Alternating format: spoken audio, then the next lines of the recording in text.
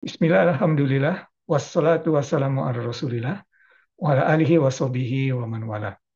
Ibu-ibu, bapak-bapak, dan adik-adik pengajian keagamaan yang dirahmati Allah, Assalamualaikum warahmatullahi wabarakatuh. Allah Subhanahu wa Ta'ala bersabda dalam Al-Quran surat An-Nisa ayat ke-65 yang artinya, maka demi Tuhanmu, wahai Muhammad. Jadi Allah berbicara kepada Nabi Muhammad ini. Maka demi Tuhanmu, wahai Muhammad, mereka tidak beriman. Artinya mereka tidak sempurna imannya. Ini cara membacanya demikian.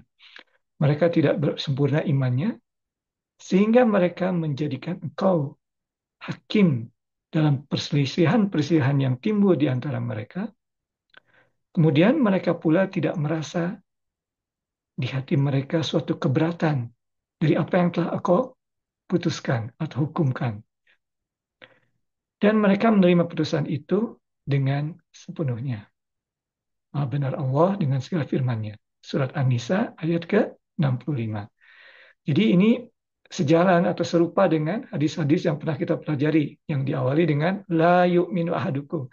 Tidak sempurna iman seseorang di antara kamu. Artinya cara membacanya di sini tidak sempurna imannya ya, bukan tidak beriman kemudian kafir. Jadi Allah Subhanahu wa taala dan Rasulullah dalam hadis memberikan contoh-contoh bagaimana untuk apa tanda-tanda kesempurnaan iman seseorang. Jadi hal-hal yang menjadi tanda tidak sempurnanya iman itu harus dijauhi.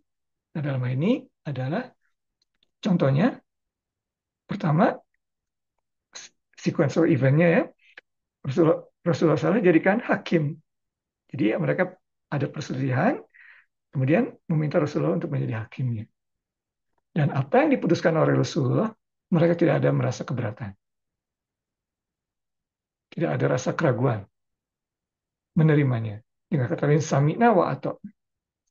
Ya, itu tandanya orang yang sempurna imannya.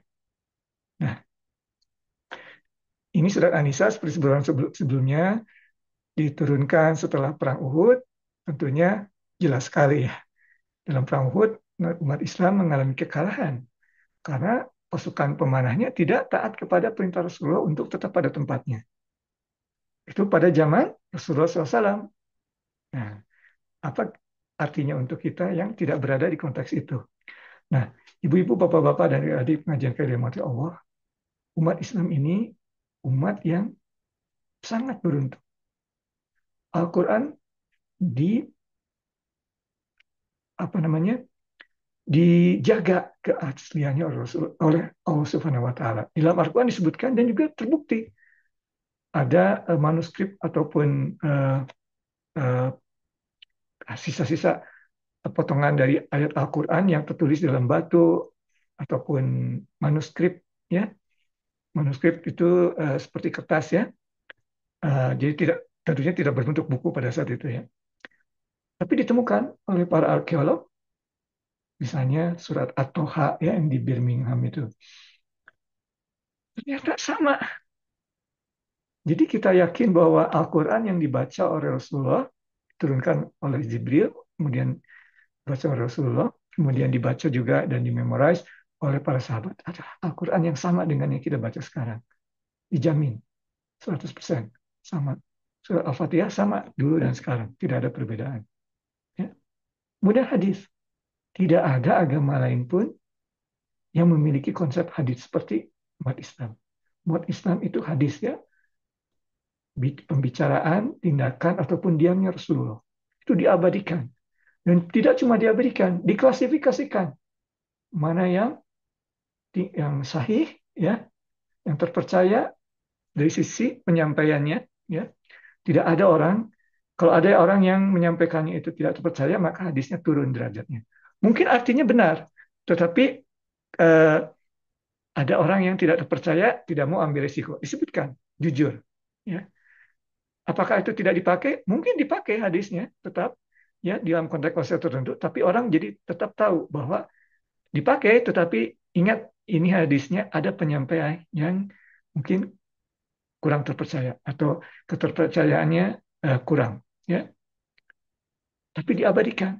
Jadi, dari hadis yang ada itu diklasifikasikan berdasarkan penyampainya, ya, terpercaya tidak percaya, atau konsisten atau tidak ya. Jadi kadang-kadang ada hadis yang cuma satu rantai penyampaiannya. Tapi ada hadis juga yang banyak rantai penyampaiannya. Itu kelasnya berbeda. Jadi ada ilmunya di dalam Islam itu, ilmu hadis. Sehingga kita mengetahui hadis itu. Kita mengetahui bagaimana cara kita sholat itu sesuai dengan cara sholatnya Rasulullah SAW. Ya, kita bisa melihat misalnya dari Maroko sampai Indonesia. Kalau masuk sholat Jumat, tata cara sholat Jumatnya sama. Kalau kita ikut jamaah sholat Maghrib, tata caranya sama. Jadi kita sama terjaga. Jadi agama lain belum tentu masuk ke sekte ini, masuk ke sekte itu, atau masuk ke denominasi yang ini dan denominasi yang lain berbeda ya cara beribadahnya. Tapi agama Islam sama, sholat Jumat sama. Nah, itulah keuntungan atau sebetulnya mukjizat bagi umat Islam, ya. Al-Quran dan Rasulnya. Nah, kemudian poin terakhir adalah kita juga harus mengetahui esensi dan tujuan diturunkannya ayat tersebut.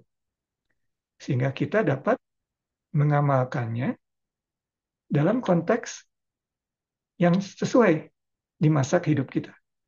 Kita tidak ada lagi perang Uhud. Kita sudah tidak dalam perang Uhud. Tapi kita tetap bisa belajar dari ayat yang diturunkan pada masa perang Uhud. Dalam konteks ini mudah sekali ya. Insya Allah diartikan taat sepenuhnya pada Rasul. Mudah diucapkan tapi susah dilaksanakan. Kadang-kadang sudah jelas dalam Al-Quran, sudah jelas dalam hadis, tetapi masih ada berat dalam hati kita. Kalau dalam suatu proses tidak apa ya, mungkin pertamanya masih berat, lama-lama kita terima. Itu dalam suatu proses. Ya, namanya juga iman seseorang meningkat. Itu tidak apa dalam proses. Tapi kita tahu tujuannya. Ya, kita tahu istilahnya eh, derajatnya. Yang iman itu, yang sempurna imannya itu bagaimana. Kita tentunya dalam proses. Nah, demikian ibu-ibu, bapak-bapak, dan adik pengajian keagama Allah yang kita periksa kali ini yang benar dari Allah dan Rasulnya, kesalahan dari Irfan sendiri. Mohon maaf atas segala kesalahan. Wabillahi taufiq wa hidayah. Assalamualaikum warahmatullahi wabarakatuh.